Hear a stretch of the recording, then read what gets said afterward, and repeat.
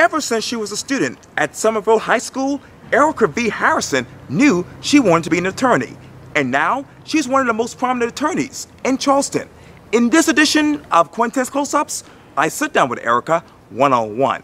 And be sure to download the free Quintin's Close-Ups app in your Apple or Google Play stores. Well, Erika, it is so good to see you. Good to see you too. Very good. Yeah, I appreciate this. Oh, well, I appreciate the opportunity. So it was kind of came as a surprise. Hey. I did not even think you knew my name. Well, you know, you're very influential in this community. And that was one of the reasons why I called you. Okay. Because you are an influential person. You are a trailblazer for a lot of people. Oh, you know, I'm like, okay, I'm a little stunned, but go ahead.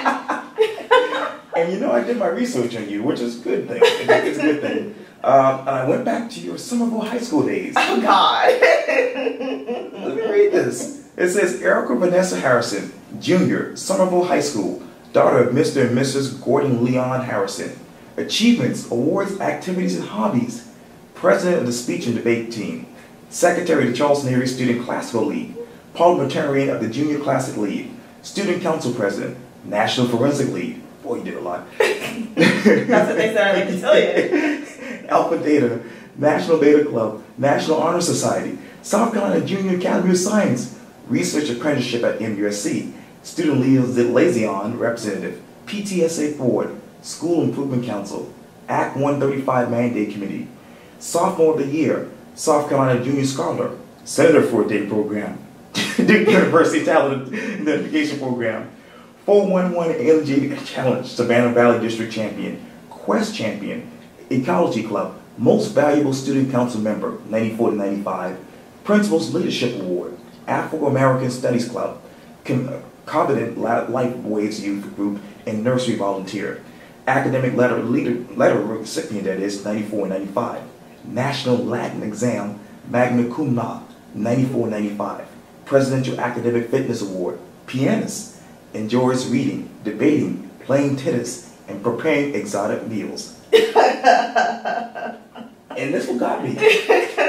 At the time you said this about your career objective, to become an attorney.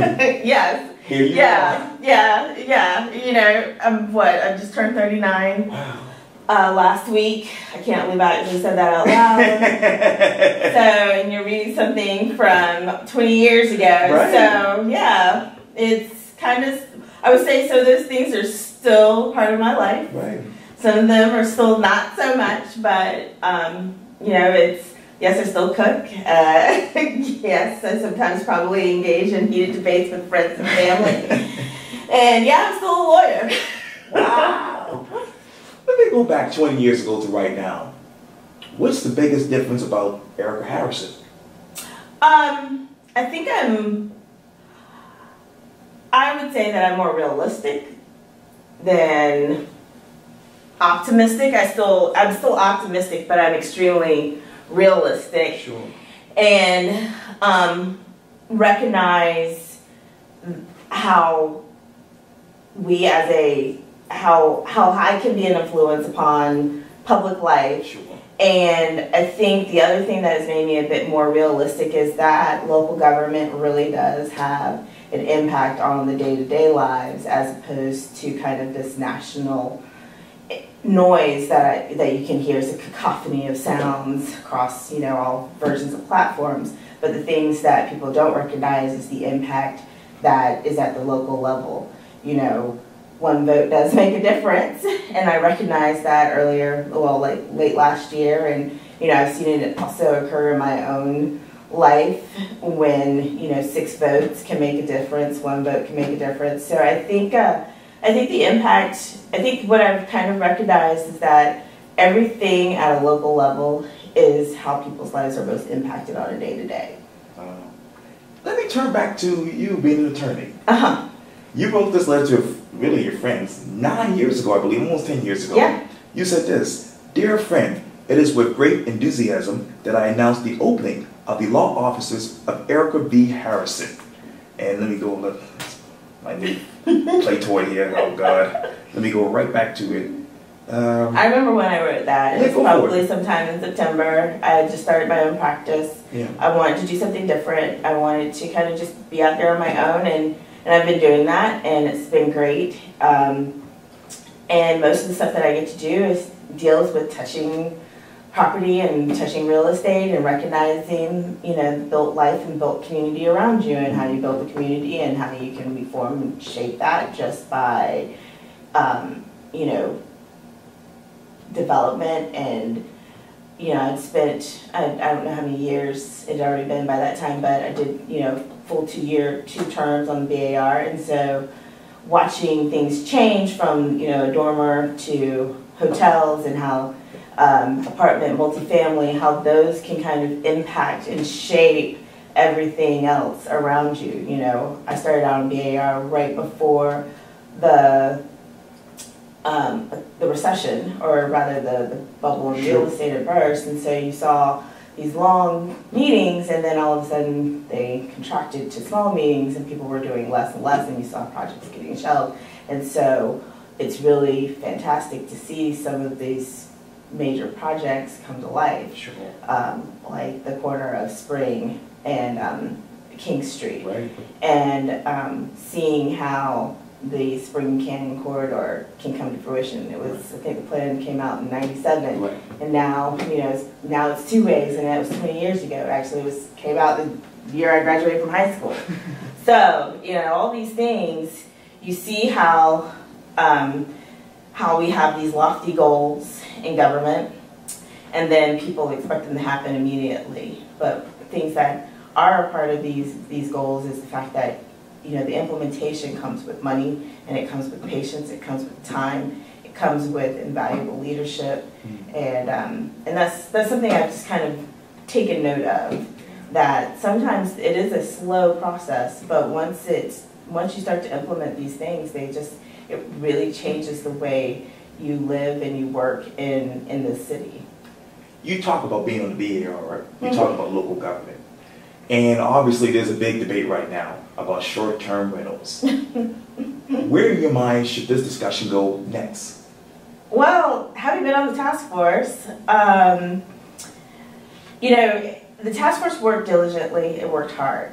And sometimes people may think we kind of worked in a vacuum. I don't know necessarily if we worked in a vacuum. I think what we were hearing were many of the various voices that were louder than others. I think right now what the task force has worked on, what Planning Commission is trying to put together, is an evolution of these ideas that everybody, you know, how do you participate in it? And the one thing that I always resoundingly said is that at the same time where we talk about people wanting to be able to rent a room or rent their whole house, is that it is a commercial enterprise in a residential neighborhood. Okay. So people move in expecting to live by people. And when you take that equation out, when you start having a transient lifestyle, you're actually operating commercial activity. So how comfortable are you with that? You know, downtown is one element, you know, one area, because it works, because obviously there's people want to come downtown and visit, be tourists. You know, I've seen a number of people rolling suitcases down my street going, I know you don't live here. But, you know, how does that feel for someone who lives in another part of the city? So is that the same? It's the same thing. How is that going to transpire across the board?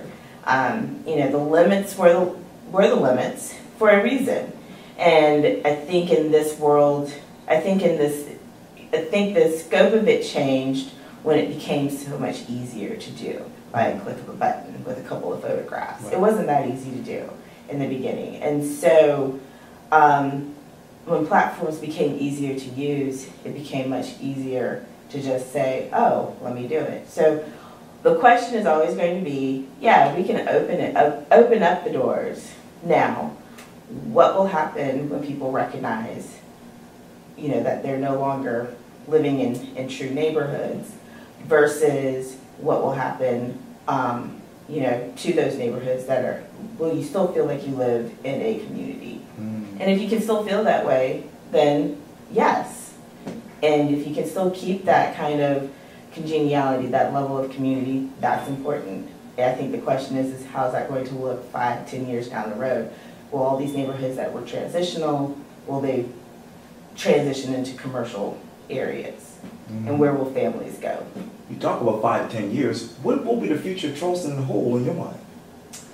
That is a good question. I think we knew what Charleston was going to look like for 40 years, right? Because we knew we had one person who had a vision for where Charleston's going to be. I am hoping that Charleston will have kind of this diversity where it won't feel, I kind of joke about this with one of my friends, I hope that downtown, the peninsula, doesn't become its own gated community because of the price of housing, because it's so expensive. I hope that it doesn't become its own version of a gated community. Okay.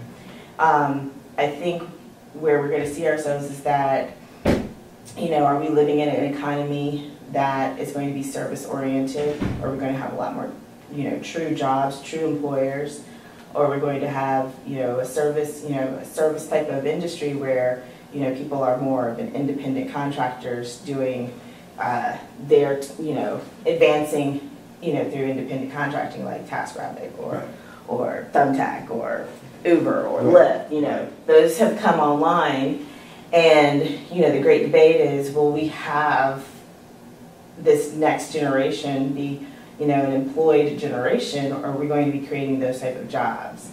Or are we going to have that here in Charleston, or is it going to be too expensive to live here? And I hope that it will never be too expensive to live here.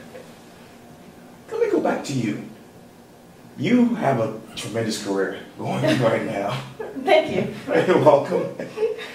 But if you were to write a newspaper headline about your future, what would be the first words in your mind? Fearless. I think, because sometimes I think you have to kind of take the bull by the horns on certain things, and not to get down into the muck and mire. So I think my headline would be fearless. So it would be a fearless advocate. Wow. What do you also advocate these days? I advocate for so many different things. But, you know, most things that I do are to do for my clients who are in development in their projects. But I also, you know, have been working real hard and diligently with some other programs like the YMCA. I've been working with them. Right now I'm working with Yes Carolina, which is a entrepreneurial program. So those have been my strong things that I've been advocating for. But, you know, I've always probably been a supreme advocate of the why and whatever their desires are and how they grow and develop. That has been another big topic around here, especially the Cannon Street YMCA. Where are you emotionally with the future of the YWCA in your mind? You mean the YMCA or the YWCA? Excuse me, YWCA, maybe. Well, you know, I've never been involved with the YWCA. I've always been involved with the YMCA on Cannon Street. So I've always felt as though their presence is necessary because it is a heritage Y, and being a heritage Y, but we also have to be a functioning Y. You know, I'm no longer on the board, but I've, you know, has spent a good number of years there, and I think that the YMCA, you've not seen how their future yet. It's going to be a standing, sufficient, self-sustaining organization, and it will thrive. Where's that voice? Who's that voice to carry out that message? I think you're going to find that message not only with the executive director Paul Stoney, but you're also going to start hearing, I think, people who live in the community say we need a place for community. I mean, the YMCA has been providing a significant amount of services for years. You know, when schools closed, schools closed because of their seismic retrofitting, you know, we lost that opportunity to do the after-school programs. But we've always had a thriving summer camp. I think we have really great partners, and I think people who are in the Y, who are on the board, and are active participants are right there. You know, they are building Cane Bay out in Cane Bay subdivision. You know, it was through this generous support of Gramlin Brothers, and you know, they broke ground late last year, and it is progressing. And that is going to help sustain us. You know, we've got Berkeley. So I think what you're going to start seeing is that it is actually not just a downtown Y. It's going to be truly a metropolitan Y. Wow, wow. Erika V. Harrison, thank you so much for your time. I really appreciate this. Thank you. Thank you. I appreciate that. No problem. I'm still trying to work on this.